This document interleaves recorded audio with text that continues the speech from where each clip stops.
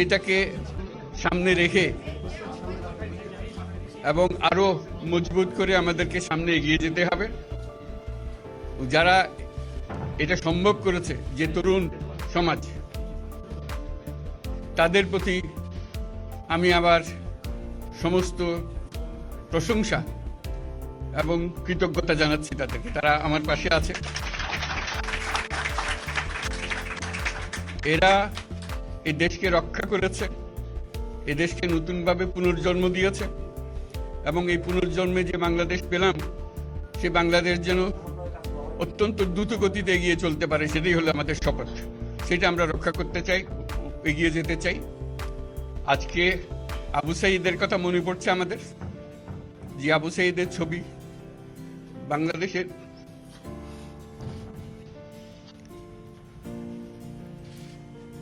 প্রতিটি মানুষের মনে গেঁথে আছে, এটা কেউ ভুলতে পারবে না। কি অবিশ্বাস্য একটা সাহসী যুবক, বন্দুকের সামনে দাঁড়িয়ে আছে এবং তারপরে থেকে কোন যুবক, কোন যুবতী আর হার মানে নাই, সামনে গিয়ে আছে এবং বলছি যত গুলি মারো, মারতে পারো, আমরা আছি। তো যার কারণে এটা সারা বাংলাদেশ জুড়ে এই আন্দোলন ছড়িয়ে গেছে এবং যার কারণে বাংলাদেশ এই দ্বিতীয়বার স্বাধীনতা অর্জন করলো। এই স্বাধীনতাটা আমাদেরকে রক্ষা করতেই হবে। শুধু রক্ষা করা নয়, এই স্বাধীনতার সুফল প্রতিটি মানুষের ঘরে পৌঁছাতে হবে, তা না হলে এই স্বাধীনতার কোনো দাম নেই। এই স্বাধীনতাটাকে পৌঁছানো হলে আমাদের শপথ, আমাদের যে প্রতিজ্ঞা, যে আমাদেরকে এটা করতে হবে, ঘরে ঘরে পৌঁছাতে হবে। মানুষ যেন জানে যে বাংলাদেশ স্বাধীন হওয়ার অর্থ হলো তার নিজের পরিবর্তন, ব্যক্তির পরিবর্তন, সুযোগের পরিবর্তন, তার ছেলে মেয়ের ভবিষ্যতের পরিবর্তন।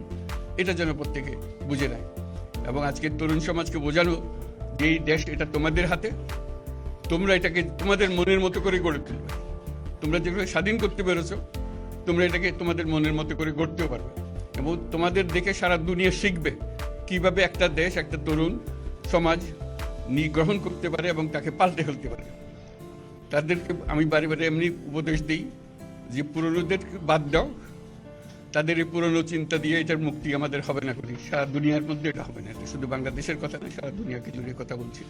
তোমাদের মধ্যে যে শক্তি আছে, যে ক্রিয়েটিভিটি আছে, সৃজনশীলতা আছে, সেই সৃজনশীলতাকেও কাজে লাগাতে হবে। এটা শুধু বই খাতাতে লেখার জিনিস না, এটাকে প্রকাশ করার জিনিস, স্থাপন করার জিনিস, এটা করা। এটা আমরা এই আজকে আমাদের পুরো কাজটা হলো, দায়িত্বটা হলো তারা যেটা অর্জন করে নিয়ে এসছে, এখন তাদেরকে দিয়ে এটাকে করিয়ে দেওয়া, আমাদের সমস্ত কাঠামোগুলো পরিষ্কার করে দেওয়া। সরকার বলে একটা জিনিস আছে, কিন্তু মানুষের কোনো আস্থা নেই। মানুষ মনে করে সরকার একটা দমন পীড়নের একটা যন্ত্র, যেখানে পায়, যেখানে সুযোগ পায় তার একটা কষ্ট দেওয়া, তার থেকে নিংড়ে দেওয়া, যে সকল স্তরে। এটা হলো তার থেকে কেমন ভাবে সামাল দিতে হবে তাকে, এটা ভয়ের একটা জিনিস, তাকে সামাল দিয়ে চলা। এটা হলো সরকার। এটা সরকার হতে পারে না। সরকারকে দেখে মানুষের বুক ফুলে উঠবে যে আমাকে সাহায্য করবে, আমাকে রক্ষা করবে, আমার সরকার আমার জন্য দাঁড়াবে। সরকার তার জন্য দাঁড়ায় না কোনো সময়। যে সরকার হবে, সেই সরকার মানুষকে রক্ষা করবে, মানুষের আস্থাভাজন হবে। কেউ জোর করে তাকে বলার আর ভালো আছে এটা না। সে নিজে নিজে বিশ্বাস করবে, সরকারি লোক দেখলে বলছে আমার লোক, আমাকে রক্ষা করার লোক। সেই আস্থাটা আমাদেরকে ফিরিয়ে আনতে হবে মানুষের মনে, তাহলে মানুষও যোগ দেবে এটাতে। মানুষ এখন পিছিয়ে থাকে যে কিসের মধ্যে আমাদেরকে ঢুকিয়ে দিচ্ছে। আমরা যেন জানতে পারি যে এইটা আমরা সবাই মিলে আমরা অগ্রসর হতে পারি। একটা বড়, সারা বাংলাদেশ একটা বড় পরিবার, এই পরিবার আমরা একসঙ্গে চলতে চাই এবং আমাদের মধ্যে দ্বিধা দ্বন্দ্ব যা কিছু থেকে সরিয়ে ফেলতে চাই। যারা বিপথে গেছে তাদেরকে পথে আনতে চাই, যাতে করে একসঙ্গে আমরা কাজ করতে পারি।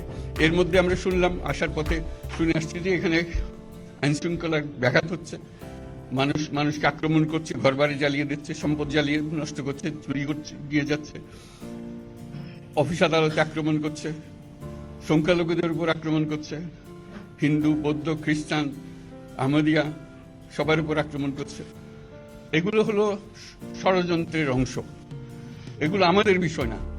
আমাদের কাজ হলো এটাকে রক্ষা করা, সবাইকে রক্ষা করা, এটাকে প্রতিটি মানুষকে, প্রতিটি মানুষ আমাদের ভাই, আমাদের বোন, তাদেরকে রক্ষা করা এবং আমাদের একটা শৃঙ্খলা ফিরিয়ে আসা। বিশৃঙ্খলা, সহিংসতা, এগুলো হলো অগ্রগতির বড় শত্রু। আমাদের যে যাত্রা শুরু হলো, সে যাত্রার শত্রু।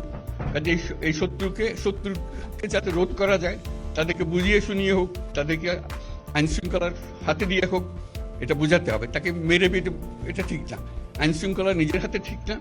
তাকে আমাদের আইন শৃঙ্খলা বাহিনী এমন হতে হবে, তাদের হাতে সুপর্দ করলে আমরা নিশ্চিন্ত থাকবে তার একটা বিহিত হবে। এমনগুলো আমরা হাতে দিয়ে দিলাম, 2 টাকা দিয়ে আবার ছেড়ে দিল, এটা যেন আবার না হয়। আমাদের সেই আস্থাটা আমাদেরকে আনতে হবে। কাজে আইন শৃঙ্খলাটা এখন আমাদের প্রথম কাজ। এই আইন শৃঙ্খলা ঠিক না হওয়া পর্যন্ত এটা আমরা অগ্রসর করার জন্য পদক্ষেপ নিতে পারবো না। আপনারা আমার উপরে আস্থা রেখে আমাকে জানিয়েছেন, ছাত্ররা আমাকে আহ্বান দিয়েছে, সেটাতে আমি সাড়া দিয়েছি। দেশবাসীর কাছে আমার আবেদন, আপনারা যদি আমার উপরে বিশ্বাস রাখেন, আমার উপরে ভরসা রাখেন, তাহলে নিশ্চিত করেন যে দেশে কোনো জায়গায় কারো উপরে হামলা হবে না। এটা আমাদের প্রথম দায়িত্ব। এটা যদি আমি করতে না পারি, এটা আমার কথা যদি না শোনেন আপনারা, তাহলে আমার প্রয়োজন এখানে নাই। আমাকে বিদায় দেন, আমি আমার কাজে থাকি, সেখানে আমি ব্যস্ত থাকি।